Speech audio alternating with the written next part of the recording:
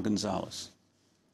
Senator Barack Obama sharply denounced his former pastor, Reverend Jeremiah Wright, at a press conference in Winston-Salem, North Carolina, Tuesday.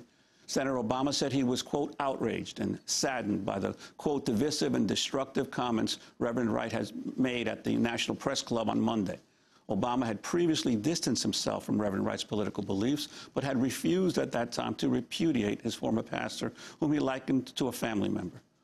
Over the weekend, Reverend Wright made 3 public appearances to defend himself after weeks of being attacked by politicians and pundits for his sermons and their alleged anti-Americanism.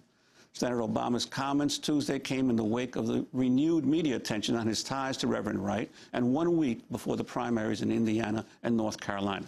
We're going to play an excerpt of Senator Obama's statement Tuesday.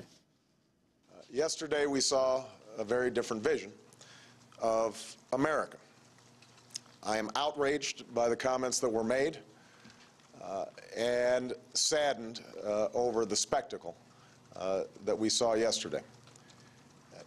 I have been a member of Trinity United Church of Christ since 1992. I've known Reverend Wright for almost 20 years.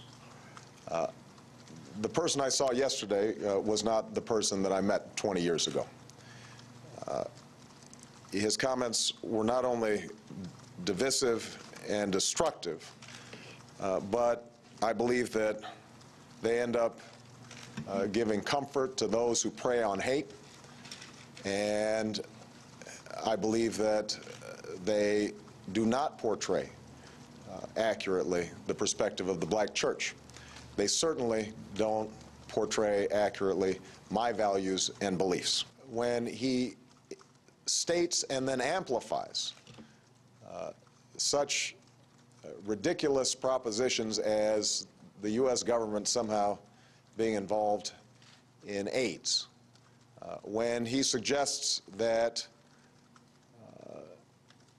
Minister Farrakhan somehow represents one of the greatest voices of the 20th and 21st century, when he equates the United States wartime efforts with terrorism, then there are no excuses.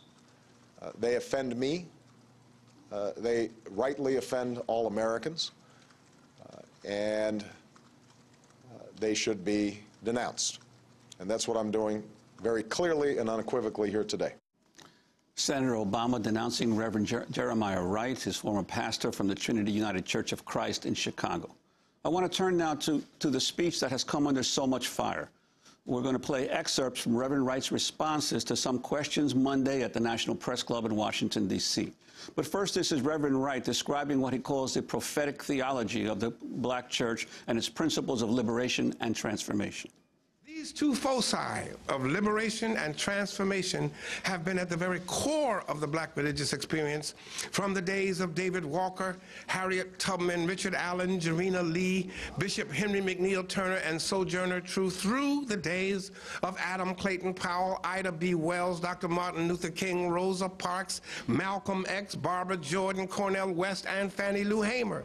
These 2 foci of liberation and transformation have been at the very core of the United Church of Christ since its predecessor denomination, the Congregational Church of New England, came to the moral defense and paid for the legal defense of the Mende people aboard the slave ship Amistad, since the days when the United Church of Christ fought against slavery, played an active role in the Underground Railroad, and set up over 500 schools for the Africans who were freed from slavery in 1865. And these 2 foci remain at the core of the teachings of the United Church of Christ as it has fought against apartheid in South Africa and racism in the United States of America ever since the Union, which formed the United Church of Christ in 1957. These 2 foci of liberation and transformation have also been at the very core and the congregation of Trinity United Church of Christ since it was founded in 1961. And these foci have been the bedrock of our preaching and practice for the past 36 years. Our congregation, as you heard in the introduction, took a stand against apartheid when the government of our country was supporting the racist regime of the Afrikaner government in South Africa. Our congregation stood in solidarity with the peasants in El Salvador and Nicaragua, while our government, through Ali North and the Iran-Contra scandal, was supporting the Contras who were killing the peasants and the Miskito Indians in those two countries. Our congregation sent 35 men and women through accredited seminaries to earn their Master of Divinity degrees, with an additional 40 currently being enrolled in seminary, while building 2 senior citizen housing complexes and running 2 child care programs for the poor, the unemployed, the low-income parents on the south side of Chicago for the past 30 years. Our congregation feeds over 5,000 homeless and needy families every year, while our government cuts food stamps and spends billions fighting in an unjust war in Iraq.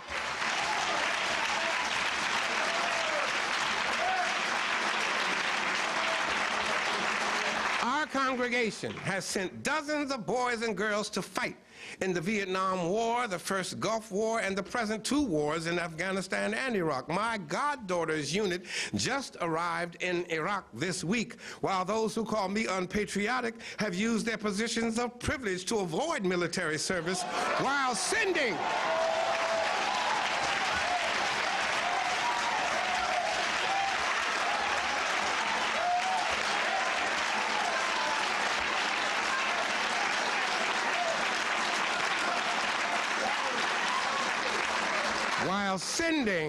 over 4,000 American boys and girls of every race to die over a lie.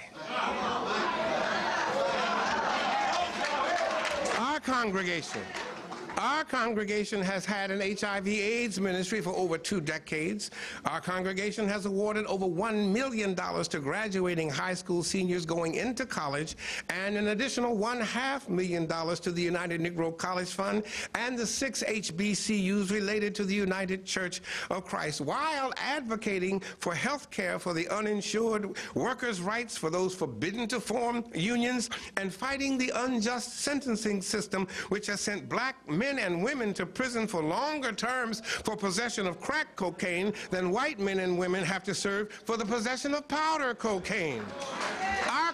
Our congregation has had a prison ministry for 30 years, a drug and alcohol recovery ministry for 20 years, a full-service program for senior citizens, and 22 different ministries for the youth of our church, from preschool through high school, all proceeding from the starting point of liberation and transformation, a prophetic theology which presumes God's desire for changed minds, changed laws, changed social orders, changed lives, changed hearts in a changed world.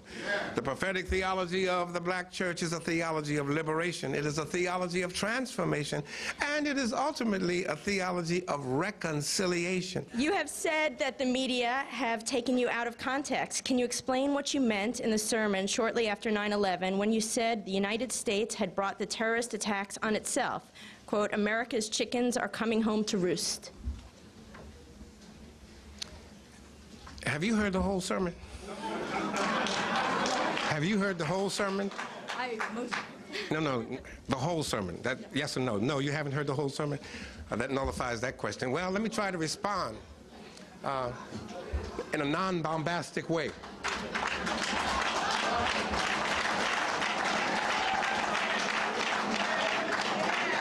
If you heard the whole sermon, first of all, you heard that I was quoting the ambassador from Iraq. That's number one. But number two, to quote the Bible, "Be not deceived, God is not mocked. For whatsoever you sow, that you also shall reap." Jesus said, "Do unto others as you would have them do unto you." You cannot do terrorism on other people and expect it never to come back on you. Those are biblical principles, not Jeremiah Wright bombastic, divisive principles. Senator Obama has tried to explain away some of your most contentious comments and has distanced himself from you. It's clear that many people in his campaign consider you a detriment. In that context, why are you speaking out now? On November the 5th and on January 21st, I'll still be a pastor. As I said, this is not an attack on Jeremiah Wright. It has nothing to do with Senator Obama. It is an attack on the black church launched by people who know nothing about the African-American religious tradition.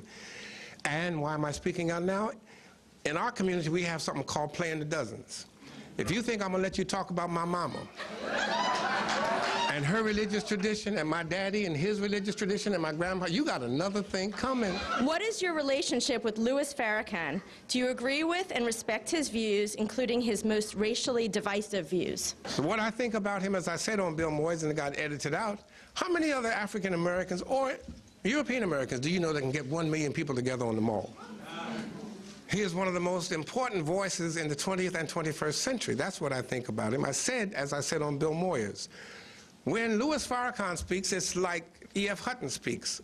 All black America listens. Whether they agree with him or not, they listen. What is your motivation for characterizing Senator Obama's response to you as, quote, what a politician